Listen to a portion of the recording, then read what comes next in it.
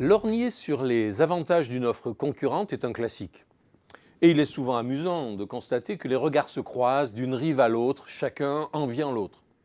Le transport ferroviaire rêverait de disposer de la flexibilité de l'automobile dans la boucle locale, celle entre la gare et le domicile, le travail ou la destination de vacances. Pourtant, dans le même temps, l'automobile rêve de convois sur autoroute, où la conduite serait prise en charge par l'électronique dans une sorte de train virtuel afin que le conducteur de chaque véhicule dans le convoi se repose, sauf celui au volant du véhicule en tête de convoi. Des tests ont d'ailleurs été pratiqués sur des convois de camions. On pense même à élargir les autoroutes pour y prévoir une voie pour train virtuel de poids lourds en convoi. On imagine les perspectives, par exemple, pour la réduction des temps de conduite des chauffeurs de poids lourds, alors même que leur camion roule. Bien sûr, il subsiste des problèmes non résolus, comme celui du partage des responsabilités en cas d'accident. On voit ainsi que le rail lorgne sur la route pendant que la route lorgne tout autant vers le rail, mais pour d'autres raisons. De même, l'automobile envie la capacité des deux roues à se frayer un chemin dans le trafic urbain, alors que le deux roues aimerait être protégé des intempéries et des chutes. De là, les trois roues de Piaggio, la Twizy de Renault, le deux roues couvert de BMW, la Smart pour se garer aisément, etc. Avec la Twizy, l'automobile se réinvente pour imiter la moto et celle-ci tente de se réinventer pour imiter l'automobile. Jusqu'à la bicyclette qui s'électrifie pour singer le scooter, en plus bobo et plus léger, jusqu'au piéton qui reprend la trottinette, la Segway ou le gyropode pour se mouvoir plus vite sur les trottoirs des villes. Et bien sûr, les transports en commun apportent leur solution. La cible ici, c'est la mobilité urbaine, sécurisée, souple, non polluante, non stressante, confortable, à prix maîtrisé. Le Graal, quoi.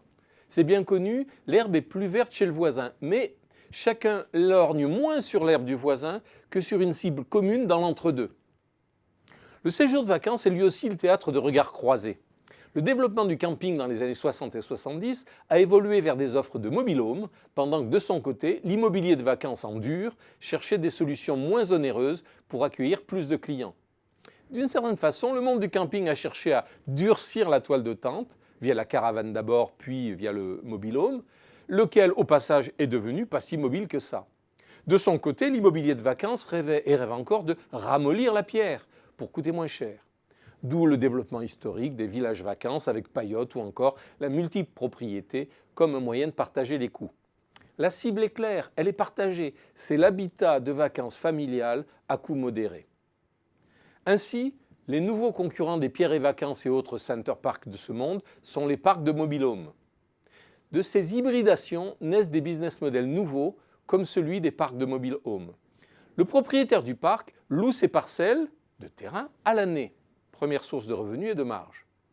Il vend des mobile-homes à ses locataires de parcelles en opérant comme un revendeur, deuxième source de revenus et de marge. Il loue les mobile-homes quand les propriétaires ne sont pas là et conserve une partie de la recette, troisième source de revenus et de marge. Il reprend les anciens mobil-homes vieillissants pour les revendre, quatrième source de revenus et de marge.